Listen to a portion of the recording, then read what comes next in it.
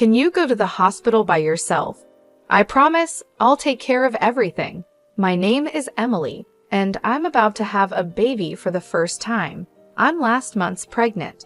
Although I'm nervous, I'm also very happy to be adding to our family. My husband Mark works a desk job and has weekends off, but he doesn't help much at home or with shopping. He often visits his parents' house on weekends because they live close by and he's very close to them. He doesn't really have a reason, he just goes. Since I got pregnant, I've been careful not to lift heavy things. When I need to buy something heavy like rice, my friends help me. Every day, I wake up early to make breakfast for Mark and say goodbye when he leaves for work. Then I clean the house, do laundry, and go shopping if I need to. After I come back, I start making dinner. Once everything is done, I can relax. I'm on maternity leave now, so I've started a new hobby, blogging. I write about my day and post pictures of things like my food, the blue sky, and flowers in my garden. My friends and people I know leave comments, and this has become a fun part of my day. One evening, while I was making dinner, Mark came home. He left his bag and jacket on the sofa, so I picked them up and hung them up. I told him I made hamburgers for dinner and that I was going to take a bath. He just went to the bathroom without saying much. We've been married for 4 years, but he's not very kind or thoughtful. I sometimes wonder if this is normal for marriage, but I've gotten used to it. After his bath, I gave Mark a drink. He asked where the beer was, looking at the bar. I said I forgot to buy it and would get some tomorrow. He got angry and told me to go to the store right now. I was upset. Why did he expect his pregnant wife to go out for him? If he wanted it so badly, he could have gone himself. It's difficult for me to walk around with my big belly. He got even more upset and yelled at me, saying it was my fault for forgetting, and that being pregnant doesn't mean I get treated differently. He believes staying active is good for health. Because he doesn't calm down easily, I decided to go to the store anyway. At the store, I ran into Sandra, a neighbor. She was in a good mood, which made me feel a bit better. I told her about my husband wanting beer and not understanding why he couldn't get it himself. Sandra seemed to sympathize with my situation. After chatting, we went our separate ways. When I got back, Mark was just sitting there, not having cleaned up after dinner. He asked why I took so long and demanded the beer. His harsh words hurt me, but I gave him the beer and started cleaning without saying anything. I couldn't believe he could be so unkind, especially now. I didn't want to argue, so I kept quiet, had my bath, and went to bed. The next morning, Mark acted like nothing happened. He doesn't hold on to things like I do. He noticed I was upset and told me to be nicer since he was going to work. He talked about the importance of being grateful, which made me want to point out he should practice what he preaches. But I was too shocked to say anything. I just watched him leave, saying he wouldn't be home for dinner. After he left, I went about my day as usual, but his words stayed with me. I decided to make something simple just for myself. Then, as evening approached and I was about to eat alone, I was surprised by Mark's unexpected return. I hurried to greet him. He thanked me but mentioned his surprise visit was due to his plans being canceled. He was hungry, expecting dinner, but I had only prepared enough for myself.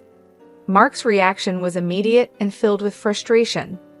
He couldn't believe I hadn't considered the possibility of his return, expecting a meal waiting for him.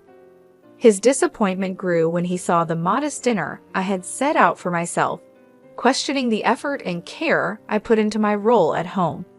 He criticized my cooking and suggested I take lessons from his mother, implying her skills were vastly superior. This comparison to his mother, a recurring theme in his critiques, deeply hurt me. He then demanded I go out and buy something for him to eat, ignoring the fact that it was already late and I had settled in for the night. Faced with his anger and unreasonable demands, I felt an overwhelming sense of dismay. When I hesitated, Pointing out the impracticality of his request, Mark's patience snapped. He reminded me of my previous oversights, like forgetting to buy beer, and declared his intention to return to his parents' house out of frustration, leaving me alone. His departure, though abrupt, brought an unexpected relief. However, the next day, this brief respite was shattered by a call from Mark's mother, chastising me for not preparing a meal for her son. Her accusation of what she deemed as near moral harassment was difficult to hear. I attempted to explain the situation, but faced with her unwavering stance, I ended the conversation with an apology, feeling disheartened. With Mark away, I allowed myself a leisurely late brunch, a small act of self-care amid the turmoil. Yet the prospect of his return loomed over me, tinted with the anticipation of further conflict. Determined to bridge the gap, I resolved to make an exceptional dinner that evening. I shopped with care, selecting ingredients for a special meal, and ensuring to include Mark's preferred beer, aiming to mend fences through a gesture of goodwill. I shortened my daily blogging ritual to dedicate more time to cooking, pouring my effort into preparing a meal that would surpass Mark's expectations. The table was set meticulously, reflecting both my dedication and a hopeful step towards reconciliation. As I surveyed the scene, a sense of accomplishment washed over me. In this effort, I found not only a means to potentially appease Mark, but also a moment of self-validation. I hoped that this dinner, a symbol of my effort and care, would be met with appreciation, marking a step towards understanding and mutual respect. I waited for Mark in the dining room, but he didn't come home. I tried calling him many times on my phone, but got no answer, which made me worry. Hours passed, and I thought maybe he went to his parents' house. They hadn't seen him either. It was getting late, and I was about to call the police when Mark finally came home, very drunk. He fell in the hallway, and when I went to help, he yelled at me to go away and not to touch him. He insulted me, and it hurt a lot. I couldn't understand why he couldn't be kinder. I had made dinner with so much care, but it was all wasted. I ended up eating alone, feeling very sad. The next morning, Mark acted like nothing happened. He complained about his headache and questioned why I left him in the hallway. I reminded him that he chose to lie there. He seemed to think it was my job to look after him, even when he was drunk, and hadn't told me he wouldn't be home for dinner. He said his plans changed last minute and didn't think he needed to tell me. His excuses made me feel even more distant from him. I decided I needed a break and planned to go to my parents' house the next day. Being around Mark had become hard and unenjoyable. His lack of respect made me think about divorce, especially with our baby on the way. I was excited about the baby, but sad about our relationship. I've heard from friends that giving birth can be tough, but I'm more excited than worried about meeting my baby. My neighbors cheer me up by saying it won't be long now. One day, Mark mentioned his parents wanted us to go on a trip with them. This surprised me because Mark's parents and I don't always get along. They often take Mark's side in any disagreement. Mark insisted that being pregnant doesn't mean I can't travel and that everything was arranged for a short trip next week, which is close to my due date.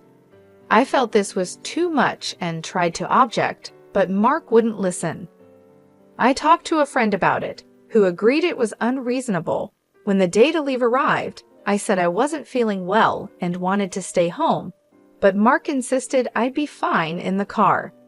As we were getting ready to leave, I realized my water had broken. I told Mark we needed to go to the hospital right away. He was surprised, and then, strangely, he told me to get out of the car because I was making a mess. I couldn't believe he was more concerned about the car than getting me to the hospital. Mark told me to get out of the car because he needed to clean it, and then, shockingly, he pulled me out and drove off, saying I should go to the hospital by myself. I was too surprised to react. Quickly, I called for an ambulance, and that's when Sandra, a neighbor, came over and saw I was in trouble. She helped me get a special taxi to the hospital, comforting me on the way. I was thankful for her support and cried a bit from the relief of her kindness. As Sandra stayed with me at the hospital, I quietly promised myself that Mark would regret his actions. Sandra held my hand, keeping me calm until my parents arrived. They looked worried, and Sandra said she needed to talk to them about something. Then I started having more intense labor pains. My phone rang, and it was Mark calling. My parents didn't look happy but handed me the phone. Mark sounded panicked, asking for help, but I couldn't deal with him right then and hung up. Despite turning off my phone, Mark kept sending messages. Eventually, I was taken to the delivery room, and after some time, I heard my baby crying. I was so tired but happy to see my parents and Sandra with me. After sleeping for a bit, I woke up in my hospital bed. My parents were there, looking concerned. I asked about the baby, and they said the baby was fine and would be back with me soon. Sandra had left, but I felt so grateful for her help. I promised my parents that things would change once we got home. I decided to visit Sandra later to thank her. When I turned on my phone, I saw a lot of missed calls from Mark, which surprised me, but I didn't feel any hope from them, so I just ignored them. A friend came to see me in the hospital to celebrate the birth of my baby. As we talked, I told her about what happened with Mark. She was shocked and even joked about wanting to scold him. She made sure I knew resting and my health were most important, then she left. My parents, already knowing the full story from Sandra, asked me what I planned to do next. I told them I was thinking about getting a divorce, and they supported my decision. I decided to stay with my parents after leaving the hospital. Mark tried to visit me at the hospital, but I had told the staff I didn't want to see him, so they didn't let him in. The next day, Sandra visited with a fruit basket. I was so happy to see her. She reminded me to take it easy because getting tired after having a baby is common. I thanked her a lot for her help and said I didn't know what I would have done without her. Sandra told me it was most important that me and the baby were healthy, and she was glad to help. I promised to thank her properly once everything calmed down. Sandra mentioned she had told her husband about what happened, and he was very upset. I felt bad for involving her in my problems. Then Sandra revealed something surprising. She was actually the wife of the CEO at the company where Mark works. We became neighbors when we first moved here. This made me realize just how much I had brought Sandra into this situation. I didn't know that Sandra was the CEO's wife. We met often at the local stores and started having tea together. That's how I learned about her husband's important job. My husband didn't know any of this because he never joined me in meeting our neighbors and didn't like to socialize. Sandra once asked me not to tell my husband about her identity because she didn't want to cause any trouble, and I agreed. With my difficult situation at home, Sandra offered to talk to her husband about it, but I didn't want to bother her. After what happened recently, it seems Sandra decided she had to act, which is why my husband was trying to reach her. I'm really grateful to Sandra for her support. She told me I was a dear friend and she couldn't just watch me suffer. Even though my husband kept sending messages, I ignored them, focusing on my future with my baby. Just before leaving the hospital, a friend showed me a social media post about my situation. She has many followers and had shared a video someone took of me being yelled at by my husband when he made me get out of the car. My face was blurred for privacy, but the video got a lot of attention, and people figured out who my husband and his company were. Now he's facing a lot of criticism online. I was shocked to learn how much attention the situation with my husband had gotten online. My friend, seeing my surprise, simply said that my husband and his actions were his own doing.